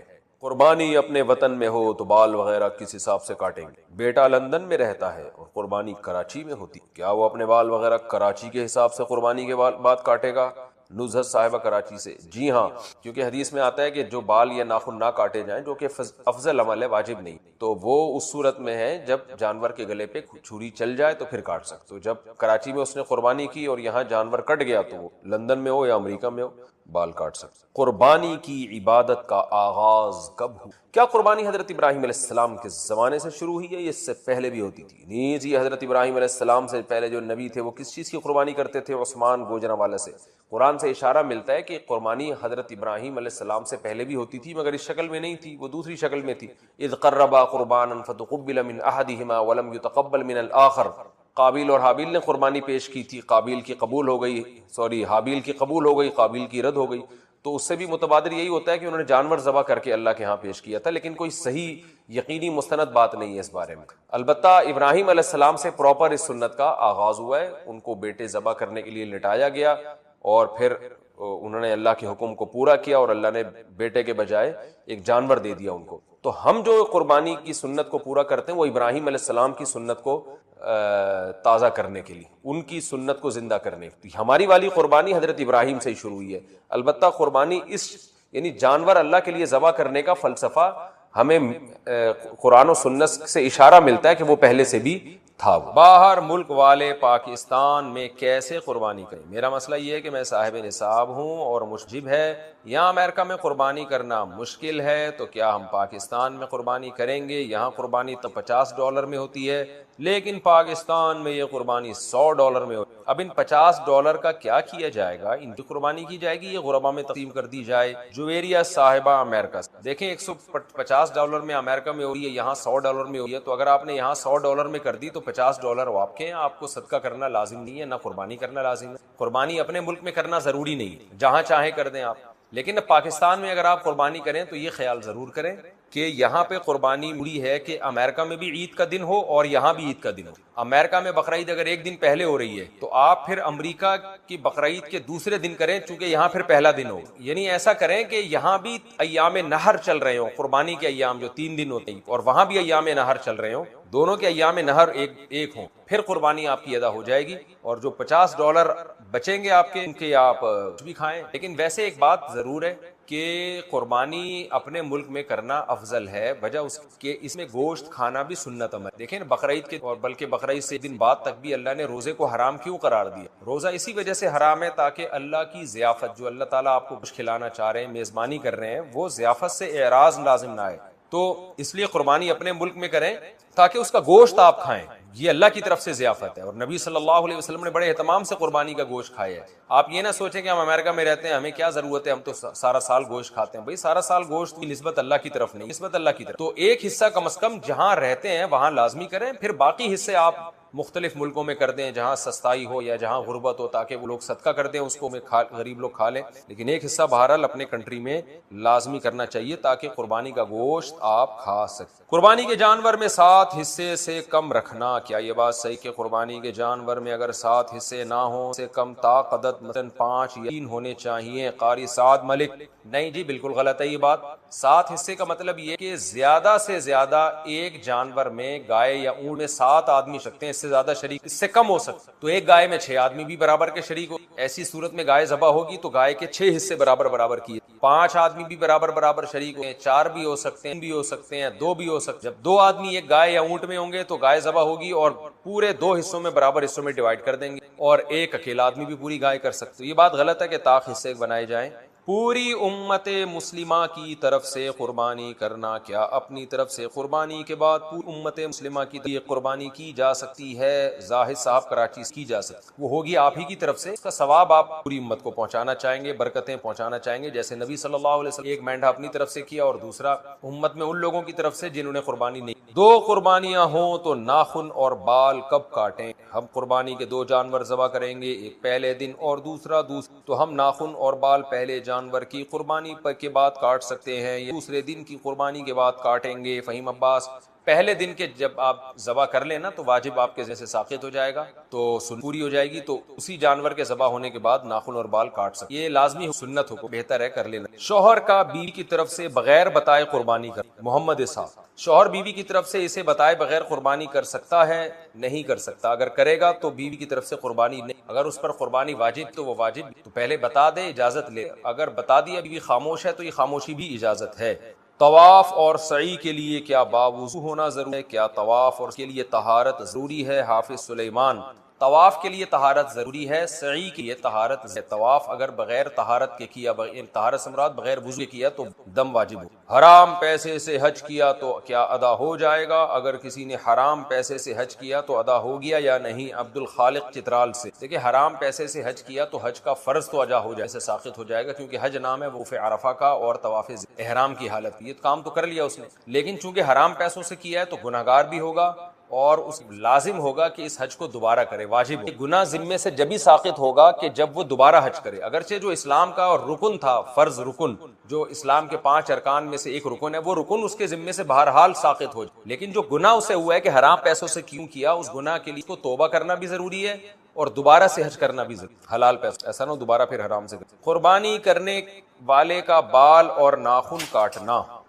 کیا قربانی کا ارادہ رکھنے والے کے لیے بال اور ناخن کاٹنا جائز ہے؟ حافظ: جائز ہے، بہتر نہیں، مستحب یہی ہے، یہی ہے۔ ہجہ کا چاند جیسے ہی نظر آئے، جس کا قربانی کا ارادہ ہو وہ اپنے بال اور ناخن، حکمتیں بہتر یہی ہے جب جانور کی گری چل جائے، ذبح ہو جائے تو پھر اس کے بعد بال۔ کیا مسافر پر قربانی واجب؟ مسافر سے کون مراد ہے جس پر قربانی واجب؟ محمد فاروق: وہی آدمی مراد ہے جی، فاروقی صاحب، محمد فاروقی، جس پر قصر نماز ہوتی، 7 میٹرز اپنے شہر سے دور جانے کا ارادہ ہو تو آپ اپنے شہر سے نکلتے ہی مسافر بن جاتے ہیں، اور کسی علاقے میں جب تک 15 دن ٹھہرنے کی نیت آپ کی نہیں، آپ مسافر ہی ہیں، تو جس پر قصر واجب ہے نماز میں وہی مسافر ہے، اس پر قربانی واجب۔ قربانی کے لیے دمبے کی عمر کیا ہے؟ ایک شخص نے، ایک صاحب نے دیکھ کر کہا کہ ان کا قد سال والا نہیں ہے، اب کیا اس صورت میں ان کو فروخت کر کے دوسرا جانور لیا جا سکتا ہے یا اگلے سال تک یہی کو پالا جائے؟ طاہر منیر: جی ان کو بیچ کے دوسرا جانور بھی لیا جا سکتا ہے اور اگلے سال تک بھی پال سکتے، لیکن اگر 6 مہینے کے دمبے موٹے تازے ہوں اور دیکھنے میں، ایک صاحب سے نہ پوچھیں، 2-4 صاحبوں سے اور پوچھ کے، دیکھنے میں لگ رہے ہوں سال کے۔ قربانی کس عمر میں واجب ہے اگر صاحب استطاعت ہو؟ سحر گل: شریعت کے تمام احکام آپ پر واجب ہیں جب آپ بالغ ہوں، تو خواتین جب مینسز آنا شروع تو وہ بالغ شمار ہوتی ہیں، اور لڑکوں جب نائٹ فال احتلام شروع ہو جائے تو، اور اگر یہ علامتیں عورت میں یا مرد میں ظاہر نہیں، اسلامی لحاظ سے جب بھی کوئی لڑکا یا لڑکی 15 سال کا ہوگا تو وہ بالغ تو بالغ ہوتے ہی شریعت کے تمام احکام آپ کی بجے ہو جاتے ہیں۔ اس عمر میں اگر صاحب نصاب ہیں تو ہے مرد ہو یا عورت۔ اپنی قربانی چھوڑ کر والدین کی طرف سے قربانی کرنا، میں اس سال اپنی قربانی نہ کروں، والدین کی طرف سے کر لوں، یہ جائز ہے؟ ایم ایس فاروقی، برطانیہ۔ دیکھیں اگر آپ کے والدین وفات پا چکے تو پھر اگر آپ والدین کی طرف سے کرتے ہیں وہ حقیقت میں آپ ہی کی طرف سے ہوتی ہے، اس کا ثواب والدین کو پہنچا رہے ہو، اس میں آپ کا اپنا واجب بھی ادا ہو جائے۔ لیکن اگر آپ کے والدین حیات ہیں تو آپ کی طرف سے قربانی کر رہے ہیں ان کی پرمیشن سے، تو پھر آپ کی قربانی نہیں ہوگی، بلکہ ایک جانور میں 2 بندوں کی بھی نہیں ہوگی، ابا اماں دونوں کی نہیں، دو حصے لینے پڑیں گے یا 2 جانور کرنے پڑیں گے تب ابا اور اماں کی ہو. تو ایسی صورت میں پھر آپ اگر صاحب نصاب ہیں تو آپ گناہگار رہ جائیں. تو اگر آپ کے والدین حیات ہیں، زندہ ہیں، تو پھر تو آپ اپنی طرف سے قربانی کریں، اور والدین صاحب نصاب ہیں تو ان کی طرف سے الگ کر لیں، صاحب نصاب نہیں، ضرورت نہیں ہے کرنے کی. اور اگر والدین دنیا سے جا چکے ہیں کی طرف سے قربانی وہ اصل میں آپ ہی کی اپنا قربانی کہلاتی ہے. مردہ جو ہے وہ تو شرعی احکام کا، عبادت کا مکلف نہیں، جو میت ہے تو آپ ہی کی قربانی ہوگی، آپ کا واجب بھی ادا ہو جائے گا اور ثواب بھی ان کو انشاءاللہ والدین کو مل جائے گا. قربانی اور زکوٰۃ کے نصاب میں کیا فرق ہے؟ انابیہ رحمان صاحبہ نے قربانی کا نصاب زکوٰۃ والا ہی ہے یا کچھ اور ہے؟ نہیں جی، قربانی کے نصاب میں اور زکوٰۃ کے نصاب میں ایک بڑا فرق. تو زکوٰۃ کا نصاب 4 چیزیں، قربانی کا نصاب 5 چیز. زکوٰۃ میں دیکھا جاتا ہے سونا، چاندی، مال تجارت اور کیش اماؤنٹ. مال تجارت کہتے ہیں وہ مال جو کے لیے آپ نے، یہ زکوٰۃ کا نصاب کہلاتا ہے. اور قربانی کے نصاب میں یہ 4 چیز کے ساتھ ایک اور چیز ایڈ کر، ضرورت سے زائد سامان، یعنی وہ سامان جو پورے سال استعمال میں نہیں. کسی کا کوئی خالی پلاٹ پڑا ہوا ہے جو نہ رینٹ پر ہے، نہ اس میں رہتا ہے، نہ اس میں زمینداری ہو رہی ہے، پراپرٹی سے زائد میں تو یہ 5 چیزیں 52.5 تولہ چاندی کی ویلیو کے برابر ہوں پھر قربانی. میں کئی دفعہ ریکارڈ کروا چکا ہوں. تو بیسک فرق تو ایک اور فرق ہے کہ زکوٰۃ سال کے بعد واجب ہو. جیسے آپ 4 چیزوں کے مالک بن گئے، اسلامی تاریخ وہ نوٹ کر لیں، اگلے سال اگر آپ صاحب نصاب ہیں تو زکوٰۃ دیں گے، ورنہ نہیں. جبکہ قربانی کے نصاب پہ سال گزرنا ضروری نہیں ہے، بلکہ قربانی کے نصاب میں یہ ہے کہ بقرعید کی صبح صادق کے وقت سے لے بقرعید کے تیسرا دن جو ہے عصر مغرب کی نماز تک آپ کے پاس اگر مال آتا ہے تو آپ قربانی واجب ہے، نہیں آتا تو واجب نہیں. اچھا بھائی، قربانی میں سونے کے نصاب کو کیا ہم معیار بنا سکتے ہیں؟ راؤ سعد، اسلام آباد. زکوٰۃ میں چاندی کے نصاب پہ فتویٰ ہے، اس حساب سے اکثر افراد پر واجب ہوتی ہے، لوگوں کی مالی ضرورات اور ایمان کی بنا پر کافی مشکلات پیش آتی ہیں. کیا لوگوں کی سہولت کی خاطر قربانی کے نصاب کو معیار بنایا جا سکتا ہے؟ راؤ سعد، اسلام آباد سے. دیکھیں، آپ ایک پہلو کو دوسرا پہلو نہیں، اگر ہم سونے کے کو معیار بنا دیں گے تو پھر بہت کم لوگوں پہ قربانی واجب ہوگی. یہ بات درست ہے کہ چاندی بہت کم ویلیو رکھتی ہے، لیکن سونے کی قیمت بہت بڑھ چکی. 7.5 تولہ سونا تو اب بہت ہی مہنگا ہو چکا. مالی عبادات میں فقہا نے کیا معیار بنایا ہے کہ وہ کام کیا جائے جس میں غریب کو فائدہ ہو، کیونکہ اسلام غربا کے حقوق بہت اہتمام سے بیان کرتا ہے. قرآن میں آپ جگہ جگہ دیکھیں نا، مساکین پہ خرچ کرو. اس وجہ سے عبادت میں احتیاط بھی لازم ہے، اس وجہ سے فقہا نے چاندی کو معیار بنایا. البتہ یہ بات آپ کی درست ہے، ٹھیک ہے جی، ہم سونے کو معیار بنائیں پھر تو بہت ہی تھوڑے لوگوں پر قربانی واجب ہو، زکوٰۃ بھی بہت تھوڑے لوگوں پر واجب ہو، سونے کی ویلیو بہت بڑھ چکی. چاندی کو بنائیں تو پھر حرج یہ ہے کہ چاندی سستی ہے، بہت سے لوگوں میں قربانی کرنے کی طاقت نہیں ہوتی، ان پہ واجب ہو جائے گی. اس کا حل علماء نے یہ تلاش کی کہ معیار تو چاندی ہی کا نصاب رکھا ہے، لیکن اس میں یہ آسانی ہے کہ صرف اتنا کافی نہیں ہے کہ آپ چاندی کے نصاب کے مالک ہو، بلکہ آپ سے اپنے مہینے کا جو نان نفقہ ہے، گیس بجلی کا بل ہے، جو ضروری خرچے آپ نے دینے ہیں وہ سارے مائنس کریں گے، پھر اتنا نصاب بچتا ہے تو قربانی واجب ہے، ورنہ واجب نہیں. یہ بڑا معتدل قول ہے، اس میں غریب کی بھی رعایت ہو. شریعہ کی ایک عبادت ہے جو قربانی، جس کی بہت تاکید کی بھی رعایت، اور جس پر قربانی واجب ہو رہی ہے اس کی بھی رعایت ہو. اب وہ یہ نہیں کہہ سکتا مجھ میں استطاعت نہیں. بھائی اگر آپ آج کی تاریخ میں 90,000 روپے کے مالک ہیں، آج تاریخ ہے 25 جون، تو 25 جون کو اگر آپ 90,000 52.5 تولہ چاندی کی لمسم قیمت 90,000 بن رہے تو 90,000 روپے کے مالک ہیں. تو ہم یہ نہیں کہہ رہے، علماء یہ نہیں کہہ رہے کہ آپ جا کے 90,000 کی گائے لے آئیں یا بکرا لے آئیں، بلکہ وہ کہہ رہے ہیں کہ پہلے آپ اپنا پورے مہینے کا راشن ہے، گھر کا آٹا، دال، گوشت، یہ سب چیزیں جو پراپر آپ کے گھر میں آتی ہیں، گیس بجلی کا بل، وہ مائنس کر کے اگر 90,000 بچ رہے ہیں تو آپ پر قربانی واجب. پھر تو ظاہر ہے آسان ہے، کیونکہ آپ کے بیسک خرچے جب نکلنے کے بعد پیسے بچ رہے ہیں تو صاحب استطاعت کا پھر اور مطلب کیا ہوگا؟ اس پہ بھی واجب نہیں ہے تو پھر کس پہ واجب ہوگا؟ تو یہ زیادہ معتدل قول ہے، بجائے اس کے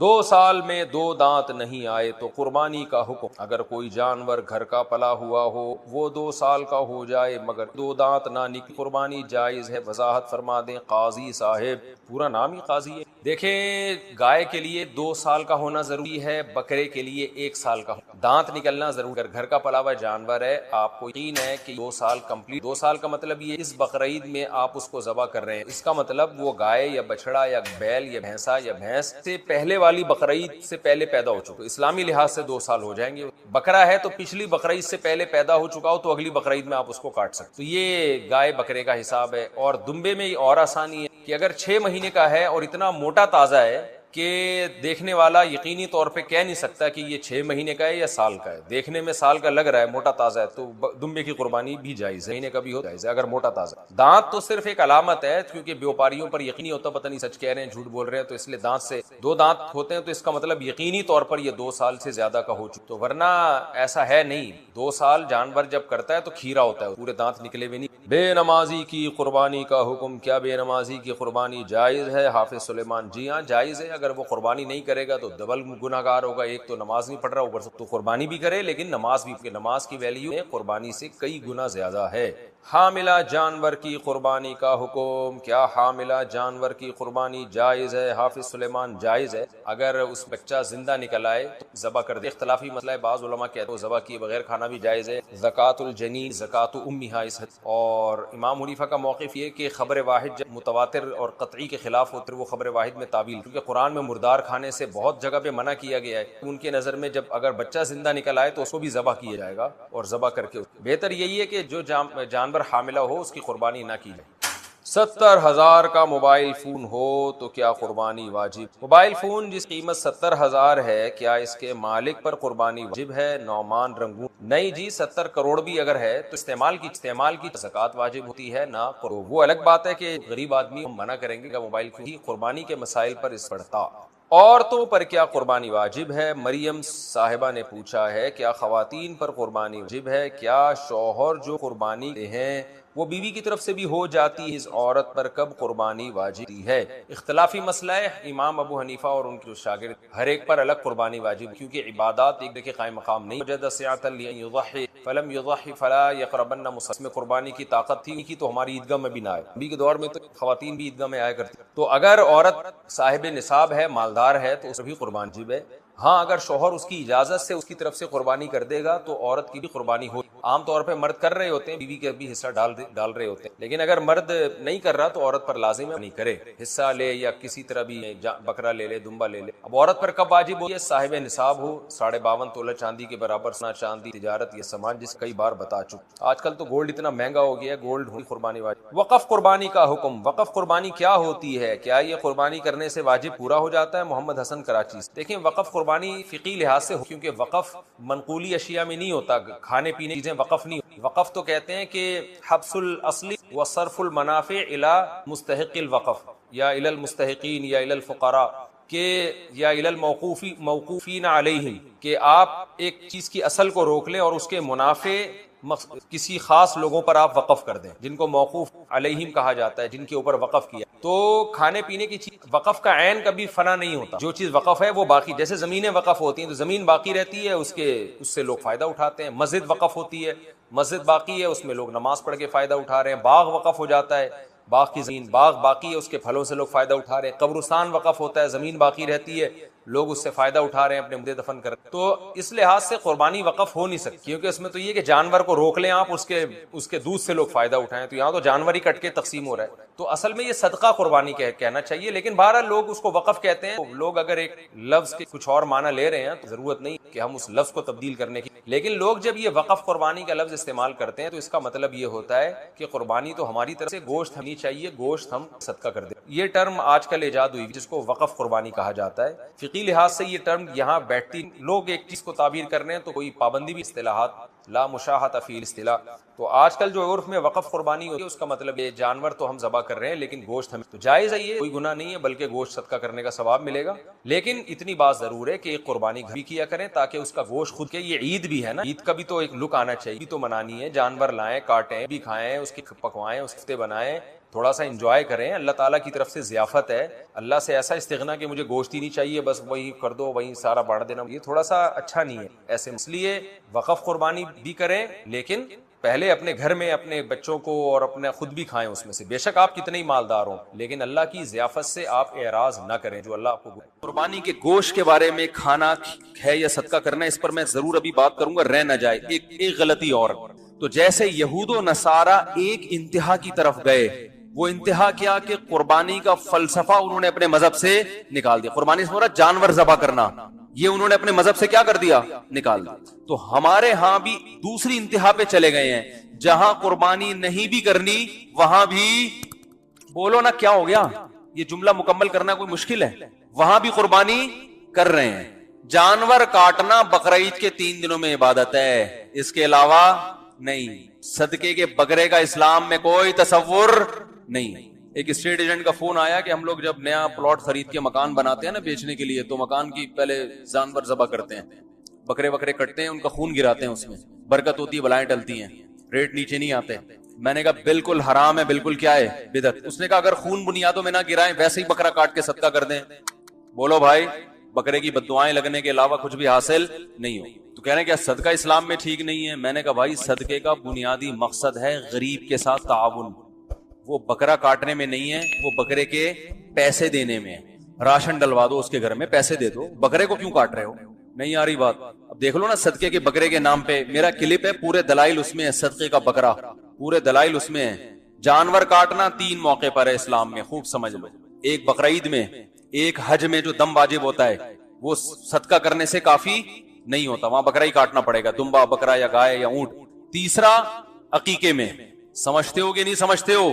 بچہ پیدا ہوا, فیملی پلاننگ والوں کو بہت تکلیف ہوئی, اللہ کہتے ہیں 2 بکرے کاٹ کے بتا دو کہ ہمیں تکلیف نہیں ہو رہی, ہمیں کیا ہو رہی ہے, خوشی ہو رہی ہے. یہ فلسفہ کا بنیادی مقصد یہ ہے, کیونکہ خوشی پہ بکرے کاٹے جاتے ہیں نا. آپ کہہ سکتے ہیں حج میں دم واجب ہوتا ہے, وہ بھی تو ایک سزا کے طور پہ واجب ہوتا ہے, وہاں بھی بکرا کٹتا ہے. تو یاد رکھو جو سزا کے طور پہ بکرا کٹتا ہے اس کا گوشت حلال نہیں ہوتا, گوشت صدقہ کرنا پڑتا ہے. سمجھتے ہو؟ جبکہ عقیقے کا گوشت پورا خود بھی کھا سکتے ہیں. اس کا مطلب یہ سزا کے طور پہ نہیں ہے, یہ شکرانے کے طور پر ہے. تو 18واں بچہ بھی اگر آپ کے ہاں پیدا ہو جائے تو اسلام آپ کو دوبارہ سے 2 بکرے کاٹنے کا حکم دے کے یہ بتا رہا ہے کہ 18ویں پہ بھی ہمیں ندامت نہیں ہے. 18ویں ترمیم پہ تو ندامت ہو سکتی ہے بعض لوگوں کو, لیکن 18ویں بچے پہ نہیں ہے, خوشی ہے. کیونکہ اسلام اولاد کی کثرت پہ بہت حریص ہے, نسل بڑھانے پر بہت حریص ہے. اسلام نے ہر بچے پہ 2 بکرے رکھ دیے. سمجھتے ہو کہ نہیں سمجھتے؟ 2 بکرے یا 2 دمبے یا گائے کے 2 حصے. تو پہلا مسئلہ کیا ہوا کہ ایک انتہا یہ ہے کہ بقرعید کے 3 دنوں میں خون بہانا سنت ہے, 4تھے دن میں, 5ویں دن میں, 6ٹھے دن میں نہیں. علماء نے بیان کیا آپ گائے لے کر آئے, آپ نے ذبح کرنی تھی, گائے بھاگ گئی, 3 دن تک تلاش کرتے رہے, 4تھے دن پکڑائی میں آئی ہے, اب نہیں کٹے گی وہ, اب ٹائم بولو بھائی گزر گیا. اب آپ پوری گائے کسی کو صدقہ کر دیں یا گائے کی قیمت صدقہ کر دیں اور گائے پال لیں. گائے پال کے پھر آپ کھانا چاہیں تو کاٹ کے کھا بھی سکتے ہیں, پالنا چاہیں تو پال بھی سکتے ہیں, کسی کو پہنانا چاہیں تو بولو بھائی پہنا دیتے ہیں لوگ, قربانی کے پورے پورے جانور پہنا دیتے ہیں. تو ایک انتہا کیا ہوئی ہے کہ جہاں قربانی نہیں ہے وہاں بھی قربانی. کالی مرغی, پیلی مرغی, مرغی ذبح کرو, صدقہ نکالو مرغی کا, نہیں بھائی. ہاں کسی غریب کو دل ہی گوشت کھانے کا چاہ رہا ہے, وہ کہہ رہا ہے مجھے راشن کی ضرورت نہیں ہے, مجھے نہ آٹے کی ضرورت نہ دال کی ضرورت, میرا بکرا کھانے کا دل چاہ رہا ہے, مجھے بکرا صدقہ کر دو, تو پہلے تو 2 تھپڑ لگاؤ اس غریب کو. کمبخت بکرے تو ڈیفینس میں کھانا مشکل ہو گیا ہے, تو غریب ہے, تیرے بکرے کھانے کا. غریب آدمی ہمیشہ راشن کو بکرے پر ترجیح دے گا. وہ کہے گا جتنے کا بکرا آتا ہے پورے مہینے کا راشن آ جائے گا, بکرا تو 2 دن میں ختم ہو جائے گا. لیکن پھر بھی چلو اگر کوئی غریب کہتا ہے نہیں جی میں نے زندگی میں کبھی بکرا نہیں کھایا, میں راشن ڈالنے والے تو بہت ہیں, اللہ کا واسطہ مجھے ایک بکرا خرید کے کاٹ کے دے دو, میں اس کا گوشت کھاؤں گا, تو پھر ٹھیک ہے. کیونکہ یہاں بکرا مقصود نہیں ہے, کیا مقصد ہے؟ گوشت. بکرا کاٹنا مقصد نہیں, بلکہ اس میں بھی قصائی سے گوشت خرید کے دے دو. 2 فائدے ہوں گے, ایک تو گوشت سستا ملے گا, نمبر 2 اس کی مرضی کا ملے گا. ہاں بھائی تجھے چانپیں چاہیے, چانپیں مل جائیں گی. ویسے تو اس غریب کو تھپڑ دوبارہ مارنے کا دل چاہ رہا ہے کہ نہیں چاہ رہا؟ اندازہ لگاؤ یار, چانپیں چاہیے اس کو, پٹ کا گوشت چاہیے, ران کا گوشت چاہیے. لیکن چلو ہوتا ہے یار, بعض دفعہ غریب آدمی کا بھی دل تو اس کے سینے میں بھی ہے نا, کہہ رہا ہے یار مجھے نہیں چاہیے راشن, آج مفتی صاحب مجھے کیا کھلا دو, بکرا کھلا دو. تو پھر میں کیا کروں گا, میں کاٹوں گا نہیں بکرا, میں کہوں گا یار کسائی سے سستا بھی پڑے گا, محنت بھی کم, اور کسائی کو کاٹنے کی جو اجرت دینی ہے اس کی بھی بچت, تو دکان سے خرید کے دوں گا نا میں. نہیں کاٹنا ہی ہے, اس کا مطلب آپ بکرا کاٹنے کو عبادت سمجھ رہے ہو, اور یہ اسلام میں جائز نہیں ہے, بدعت ہے یہ. کیونکہ تمام فقہا لکھتے ہیں کہ قربانی میں جو جانور کاٹنے کا ہمیں حکم دیا گیا نا, یہ غیر مدرک بالقیاس ہے. تھوڑی گاڑی اصطلاح ہے, اس کا مطلب یہ ہے کہ ایک ایسا حکم ہے جو عقل سے سمجھ میں نہیں آتا. کیونکہ اسلام کے جتنے احکام ہیں نا ان کی لاجک آسانی سے سمجھ میں آتی ہے بھائی, وہ فوراً سمجھ میں آئے. جیسے نماز ہے بھائی, نماز اللہ کے لیے سجدہ کر رہے ہیں, ہر مذہب میں سجدہ ہوتا ہے, ہمارے مذہب میں بھی سجدہ ہے, دوسرے مذہب میں دوسروں کے لیے ہوتا ہے, ہمارے ہاں اللہ کے لیے ہوتا ہے. روزہ سمجھ میں آتا ہے بھائی خواہشات کو کیا کر رہے ہو, کنٹرول, برداشت کر رہے ہو, تو اس سے کنٹرولنگ پاور بڑھتی ہے. حج بھی سمجھ میں آتا ہے کہ بھائی گئے اللہ کے گرد, اللہ کے گھر میں دیوانوں کی طرح گھوم رہے ہیں, لیکن ادھر سے جانور کاٹو, اس بیچارے نے کوئی غلطی نہیں کی, کوئی گناہ نہیں کیا. لوگ مجھ سے کہتے ہیں حاملہ گائے کی قربانی جائز ہے, ہم کہتے ہیں بھائی بہتر تو نہیں ہے لیکن جائز ہے. کہتے ہیں اس معصوم بچے کا کیا قصور ہے, لوگ کہتے ہیں. میں کہتا ہوں اس کی ماں نے کون سے کوئی کبیرہ گناہ کیے میں بھائی ہیں, اس پہ کوئی تہمتیں لگی ہوئی ہیں جو اس کو کاٹ رہے ہو, تو معصوم تو اس کی ماں بھی ہے اور اس کا, دونوں ہی معصوم ہیں. تو سوال یہی پیدا ہوتا ہے بھائی یہ معصوم جانور ہیں اتنے بیچارے کہ پورے سال تو ایسے ان کی کھلائی پلائی ہو رہی تھی کہ جیسے اپنے اولادوں سے بڑھ کے پالا جاتا ہے ان کو. اور یوٹیوب پہ آ رہے ہیں انٹرویو, جو تاجر ہیں وہ جو پالتے ہیں کہتے ہیں بھائی ہم نے اپنے بچوں سے بڑھ کے اس کٹے کو پالا ہے, کہتے ہیں نا وہ, تو ایسے پال پال کے مسٹنڈے بنا دیا ہو ایسی ان کی, پھر ایک دم کیا کر دیا, کاٹ دیا. تو یہ ایسا حکم ہے جو بظاہر جس کی کوئی لاجک بولو بھائی نہیں. فقہا کہتے ہیں ایسے احکام جو بظاہر اللاجیکل ہیں, بظاہر اس لیے کہہ رہا ہوں کہ اسلام کا کوئی حکم اللاجیکل نہیں ہوتا, اس میں حکمتیں چھپی بھی ہوتی ہیں, لیکن بظاہر یہ کچھ سمجھ میں آنے والا کام نہیں ہے. بظاہر اس میں جانوروں کا بھی نقصان اور انسانوں کا بھی نقصان ہے. انسانوں کا نقصان ایسے ہے کہ انسان کی بنیادی ضرورت ہے خوراک, اور خوراک میں سب سے بہتر خوراک گوشت ہے, اور گوشت میں سب سے بہتر گوشت ان چار جانوروں کا پوری دنیا میں سمجھا جاتا ہے. تو یہ انسان کی بیسک ضرورت کو آپ جو ایک اسٹاک تھی پورے سال استعمال ہو سکتی تھی آرام آرام سے, آپ 3 دن میں کروڑوں کی تعداد میں کاٹ کے وہ مال کیا کر دیتے ہیں, ضائع.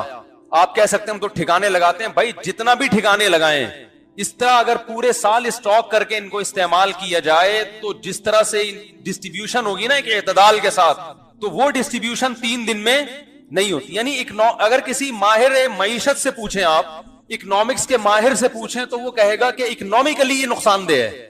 سمجھ میں نہیں آ رہی بات بھائی, اکنامکلی کیا ہے یہ یار, مجھے ایک بات بتاؤ نا, آپ 10 کلو گوشت لے کر آ کے فریز کر دیا آپ نے, تو آپ بیگم سے بولو گے نا روزانہ تھوڑا تھوڑا اس میں سے پکاتی رہو اور فریز کر دو, یا ایک بکرا لا کے کاٹو گے تو آپ کیا کہو گے کہ بھائی اس کو کیا کرو, تھوڑا تھوڑا کر کے استعمال کرو تاکہ روزانہ ہم کھائیں. بیگم نے 10 کلو گوشت ایک دن میں ہی نکال دیا فریج سے, تو آپ کتنا کھا لو گے, جتنا بھی کھاؤ گے, کچھ کھاؤ گے, کچھ صدقہ کرو گے, اور کچھ غریب بھی 3 دن میں اتنا کھا لے گا نا, صدقے کی بھی اتنا قربانی کھا لیتا ہے غریب آدمی بھی, کہ وہ بھی پورے سال اسٹاک نہیں کر سکتا. تو اکنامکلی اس کا فلسفہ سمجھ میں آنے والا نہیں ہے. اور دوسرا بظاہر ظلم جانور پہ, بظاہر اچھا والا کٹا بکرا پالا, کوئی جرم نہیں کیا, کسی کو ٹکر نہیں ماری اس نے, کسی کی گھنٹی بجا کے نہیں بھاگا, اس سے زیادہ تو ہمارے اپنے بچے شرارتی ہوتے ہیں نا. اتنا کچھ بیچارہ معصوم کیا کر دیا آپ نے. چلو اسلام یہ کہتا کہ معذور جانوروں کو کاٹ دو, ہم کہتے یار یہ تو ویسے بھی لنگڑے لولے بڑی, ان کو پالنا مشکل ہو رہا تھا تو ہم ان کو کاٹ دیتے ہیں, تو سمجھ میں آتی نا بات. اسلام نے کہا جو لنگڑا ہے وہ بولو بھائی نہیں چلے گا, نہیں یار. فقہا نے لکھا ہے جس جانور جو خوبصورت جانور ہو اس کی قربانی زیادہ بہتر ہے. مادہ کی قربانی بھی بعض فقہا لکھتے زیادہ بہتر ہے, حالانکہ وہ نسل بڑھاتی ہے. لیکن یہاں قربانی کا تو مطلب ہی کیا ہے, ایسا کام کرو جس سے آپ کے دل پہ آرے چلیں, ماہر معیشت کے دل پہ آرے چلیں. یار یہ ہماری اکنامکس کی تو ساری ایکویشنز یہاں کی کیا ہو رہی ہیں, فیل ہو رہی ہیں, تباہ کر دیا ان لوگوں نے. اللہ کہتے ہیں ہونے دو. سمجھ میں آ رہی ہے بات, اکنامکس کے ماہرین کو رونے دو, ان کی ساری ایکویشنز کو فیل بولو نا بھائی, ایکویشنز کو فیل ہونے دو ان کی ساتھ, ایسی کی تیسی. تو اللہ ایسا حکم کیوں کروا رہا ہے؟ اچھے بھلے کٹے پلے پلائے کوئی انڈیا سے اسمگل ہو رہے ہیں, وہ کہاں کہاں سے آ رہے ہیں, اور ایک دن میں کاٹ پیٹ کے چانپے الگ سری پائے الگ, کیا ہو رہا ہے یہ؟ اللہ کہتے ہیں میں کیا ہوں, خدا. گاڈ جب کوئی حکم دیتا ہے تو اس کے ذمے یہ نہیں ہے کہ ہر چیز کی لاجک بیٹھ کے بیان کرے. تو میں خدا کس بات کا ہوا بھائی پھر؟ تو ہم جو 3 دن قربانی کرتے ہیں کیوں کرتے ہیں؟ کوئی ہندو پوچھے یار اس جانور نے کیا بگاڑا ہے, آپ بولو بھائی اس جانور نے نہیں بگاڑا, لیکن اس جانور کو پیدا کس نے کیا ہے؟ اللہ نے. اسی اللہ کا حکم ہے اس کو کاٹ ڈالو. وہ کہے گا میری سمجھ میں نہیں آتا, تو آپ اس سے کہیں اس لیے نہیں آتا کہ تمہاری سمجھ میں اللہ ہی نہیں آ رہا ہے. جو اللہ نہیں ہے وہ تمہاری سمجھ میں آ رہے ہیں, جو اتنے پتھر کے بنے ہوئے بت ہیں, جو حقیقی خدا ہے وہ سمجھ میں نہیں آ رہا. دیکھو میں لوگوں سے کہتا ہوں نا, ابا اگر کوئی آرڈر دیں, ہمارے ایک استاذ تھے, ان کے والد صاحب تھے کیا ہیں, تو ہمیشہ میں ان کو تھے کر دیتا ہوں, ہیں ابھی بھی الحمدللہ, یعنی واقعہ پرانا ہے نا تو اس حوالے سے تھے. ان کے والد صاحب جب انہیں کوئی حکم دیتے, وہ دیہاتی والد تھے, عجیب عجیب سے حکم بھی دیتے تھے جو سمجھ میں آنے والے نہیں ہوتے. کہتے یار یہ کیا کہہ دیا انہوں نے, اب آپ کر رہے ہیں. تو انہوں نے کہا بھائی میں یہ نہیں دیکھتا کہ یہ حکم کیا ہے, میں یہ دیکھتا ہوں دینے والا کون ہے. ابا نے حکم دیا ہے تو بے شک سمجھ میں نہ آئے تو ابا کا حکم اگر سمجھ کے عمل کرنا ہے تو ابا میں اور دوست میں کوئی فرق ہوا؟ ابا میں اور باس میں کوئی فرق ہوا؟ ابا نے کہا 20 انڈے لے آ. اب آپ ابا سے جو لڑکے بحث کر ہوتے ہیں, ابا 20 افراد گھر میں نہیں ہیں, 20 انڈے کا کرنا کیا ہے؟ ابا پھر دوسری دفعہ بولیں گے بھائی تیرے کو بولا ہے کہ 20 انڈے لے آ. بچے لڑ رہے ہوتے ہیں نا, ابو 20 انڈوں کا کیا کرنا ہے, 10 بہت ہیں. تو تیسری دفعہ میں ابا کیا بولے گا, باپ تو ہے یا میں ہوں, جو تجھے بولا ہے نا کر, چماٹ آئے گا ورنہ. تو باپ جو ہے نا, باپ یا ماں یا گھر کے جو بڑے ہیں, ان کو فالو اس لیے نہیں کیا جاتا کہ ان کا حکم سمجھ میں آ رہا ہے, ویل ڈن, ابا نے آج بڑا شاندار آرڈر کیا ہے, بالکل سمجھ میں آ رہا ہے. بھائی آرڈر ابا نے کیا ہے ایسی کی تیسے, جو مطلب وہ اس کا ہمیں کیا ہے یار, نہیں کروں گا تو ناراض ہو جائیں گے. تو ناراضی سے بچانے کے لیے اس کو 20 انڈوں کی مثال مزیدار نہیں ہے, ٹھیک ہے نا, 20 وہ اب مثال میں اچھی سوچوں گا تو ٹائم اسی میں پورا ہو جائے گا. مقصد تو سمجھ میں آ گیا نا کیا کہہ رہا ہوں, تو وہ لاجک نہیں. تو بھائی اللہ کا مقام ابا سے تو زیادہ ہے نا, اور قربانی سنت ہے ابراہیم علیہ السلام کی. اس میں اللہ نے بتا دیا کہ ابراہیم علیہ السلام کو تو اس سے بھی زیادہ عجیب بات کا حکم دیا تھا. تم کہہ رہے ہو معصوم گائے نے کیا بگاڑا ہے جو ہم اس کو ذبح کر رہے ہیں, وہ معصوم بچے اسماعیل علیہ السلام نے کیا بگاڑا تھا جن کو ابراہیم علیہ السلام ذبح کر رہے تھے؟ کیا ہو گیا بھائی, سمجھ میں نہیں آ رہا؟ قرآن میں ہے نا کہ ابراہیم علیہ السلام کو ہم نے حکم دیا کہ اپنے بیٹے کو ذبح, 7 سال کا معصوم بچہ, اور دعاؤں سے ملا, بشارتوں سے ملا. وہ ابراہیم علیہ السلام کہہ سکتے تھے اللہ جب تو نے ذبح ہی کروانا تھا تو دیا کیوں؟ آپ کسی کو گفٹ دیں, موبائل ڈبہ پیک, اور گفٹ بھی آپ دیں کہ بھائی یہ گفٹ برائے گفٹ نہیں ہے, تمہاری حسن کارکردگی سے متاثر ہو کر یہ آئی فون آپ کو میں دے رہا ہوں, تو وہ گفٹ کی اور ویلیو ہے کہ آپ کی کارکردگی سے باس کیا ہوا ہے, متاثر, کہ یہ ڈبہ پیک آئی فون آپ کے لیے. 3 دن کے بعد وہ کہتا ہے یار واپس کر دو, تو آپ کہیں گے سر یا تو دیتے نہیں, دیا ہے تو واپس لینا غیر اخلاقی حرکت, کہیں گے نا. اللہ نے ابراہیم علیہ السلام کو بیٹا دیا اسماعیل, ان کی قربانیوں کے صلے میں, کہ آپ کو اللہ نے بہت آزمایا. اللہ نے کہا گفٹ دوں گا اسماعیل, 7 سال کا بچہ جو انگلی پکڑ کے باپ کے ساتھ چلنے کے قابل ہوا. اس سے پہلے تو ماں کی کسٹڈی میں ہوتا ہے نا, 7 سال میں کہاں آتا ہے, باپ سے لگاؤ اس کا بڑھتا ہے, اور اللہ حکم دے رہے ہیں کہ اس کو کیا کر دو, کاٹ. تو آج کے لبرلز ہوتے, شیطان اس وقت آئے ابراہیم علیہ السلام کو مینا میں ورغلانے کے لیے. تو یہ جتنے نام لحاظ لبرلز ہیں, ان کے تانے وانے کس سے ملتے ہیں, شیطان سے. شیطان نے آ کے, جو ہم کنکریاں مارتے ہیں نا مینا میں, بڑے شیطان, چھوٹے شیطان, درمیانہ شیطان, وہ شیطان وہاں ہے نہیں. وہاں شیطان 3 جگہوں پہ آیا تھا حضرت ابراہیم علیہ السلام کو بہکانے کے لیے. تو ابراہیم علیہ السلام نے وہاں شیطان کو کیا ماری تھی, کنکریاں, تاکہ اس کے شر سے میں بچ جاؤں. تو اللہ کو ابراہیم علیہ السلام کا یہ عمل اتنا پسند آیا کہ حاجیوں کو حکم دیا جب بھی یہاں جاؤ تو کنکریاں مارو, حالانکہ وہاں شیطان ہے نہیں ابھی. تو وہاں پر حکومت سعودیہ نے 3 ستون بنا دیے نشانی کے طور پر, تاکہ وہ جگہ یعنی ضائع نہ ہو جائے نا, ایسا نہ بھول جائیں کہ وہ جگہ کہاں گئی. اب مجھے ایک بات بتاؤ, شیطان جب ابراہیم علیہ السلام کے پاس آیا اور کیا ورغلانے لگا کہ اپنے معصوم بچے کو ذبح کرنے کے لیے کیوں لے کے جا رہے ہو, مینا میں حکم تھا نا جا کے ذبح کر دو اس کو, بچہ بھی ریڈی. تو ابراہیم علیہ السلام نے وہاں شیطان کے ساتھ دلائل سے مقابلہ, بولو نا, نہیں کیا. ہر بات میں لوگوں سے الجھا نہیں جاتا, اس سے نقصان ہوتا ہے. جب اللہ کا حکم آ گیا, عقل سے سمجھ میں آئے یا نہ آئے, بھائی اللہ کا حکم ہے, اس میں تو دلیل پوچھنا بھی کفر ہے. اللہ بولے گا تو مجھ سے زیادہ سمجھدار ہو گیا, مجھ سے پوچھ رہے کیوں آرڈر دیا میں نے, مجھ سے آگے جانے کی کوشش کر رہا ہے. ان جانوروں کو تو نے پیدا کیا جو تو کہہ رہے کہ اللہ میں کیسے کاٹوں ان کو. تو اللہ تعالیٰ نے, وہ شیطان جب آیا تو ابراہیم علیہ السلام نے شیطان کو کنکریاں ماری, یہ بتانے کے لیے کہ میں دلائل سے مقابلہ نہیں کروں گا تجھ سے.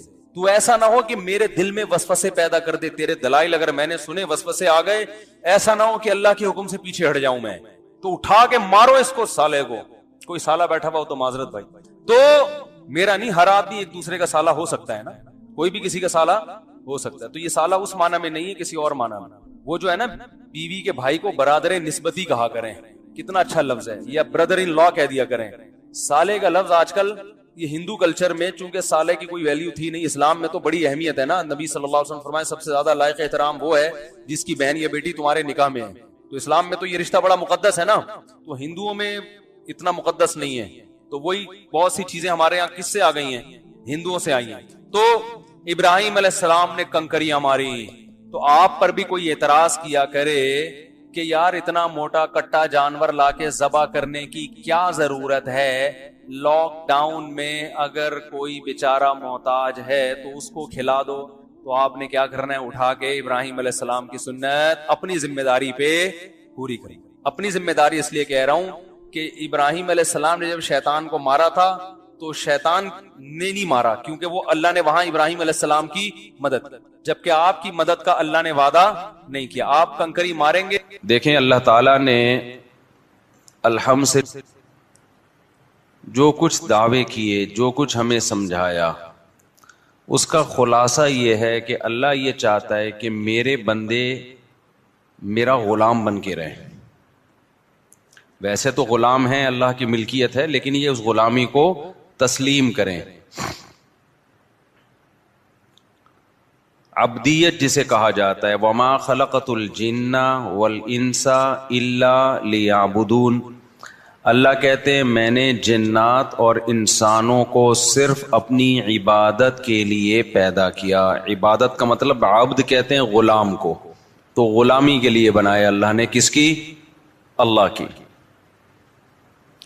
لیکن انسان اس غلامی کو قبول کرنے کے لیے تیار نہیں ہے، وہ چاہتا ہے آزادی، لیکن نتیجے میں پھر وہ کسی اور کا غلام بن جاتا ہے. جیسے میں بار بار کہتا ہوں نا، آج بچوں کے حقوق کے نام پہ بچوں کو بگاڑا جا رہا ہے، عورت کے حقوق کے نام پہ عورت کو تباہ کیا جا رہا ہے، انسانوں کے حقوق کے لیبل سے انسانوں کو تباہ کیا جا رہا ہے. لیبل لگانے پر گورنمنٹ کی طرف سے کوئی پابندی نہیں ہے، دیکھا یہ جاتا ہے کہ اس کا رزلٹ کیا نکل رہا ہے. ایک مثال دے دیتا ہوں.